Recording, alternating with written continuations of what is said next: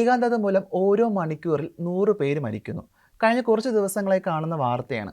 ഇന്ന് മനുഷ്യന്റെ ജീവിതം തിരക്കുകളിലേക്ക് മുഴുകിയപ്പോൾ തിരക്ക് കയറി വരാത്ത ചിലയിടങ്ങൾ മനുഷ്യരിൽ നിറഞ്ഞു. അതാണ് ഏകാന്തത. നിങ്ങൾ സ്വയം ചിന്തിച്ചു നോക്കൂ.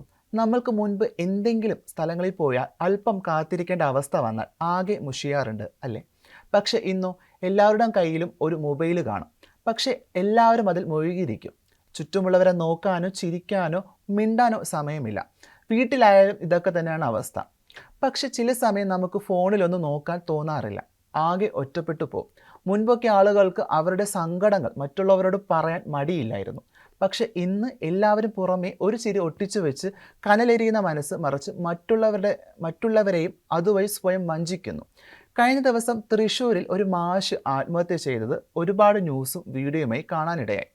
പലരും പറയുന്നത് കേട്ടിട്ടുണ്ട്, എന്തെങ്കിലും സങ്കടം വന്നാൽ പാട്ടു കേൾക്കാറുണ്ടെന്ന്. ഈ മരിച്ച മാഷ് മികച്ചൊരു സംഗീത പ്രേമിയായിരുന്നു. ഏറ്റവും പ്രിയപ്പെട്ട ഒരാളെ ഏത് സമയത്തും കേൾക്കാനായി നമ്മൾ കരുതി വയ്ക്കണം.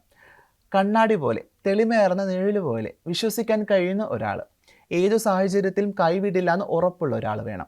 മനുഷ്യ മനസ്സിനോളം സങ്കീർണമായ മറ്റൊന്നില്ലെന്ന് പറയപ്പെടുന്നത്. ആ മനസ്സിനെ വിശ്വസിച്ചേൽപ്പിക്കാൻ ഒരു കാവൽക്കാരൻ ഉണ്ടാകുന്നത് നല്ലതല്ലേ?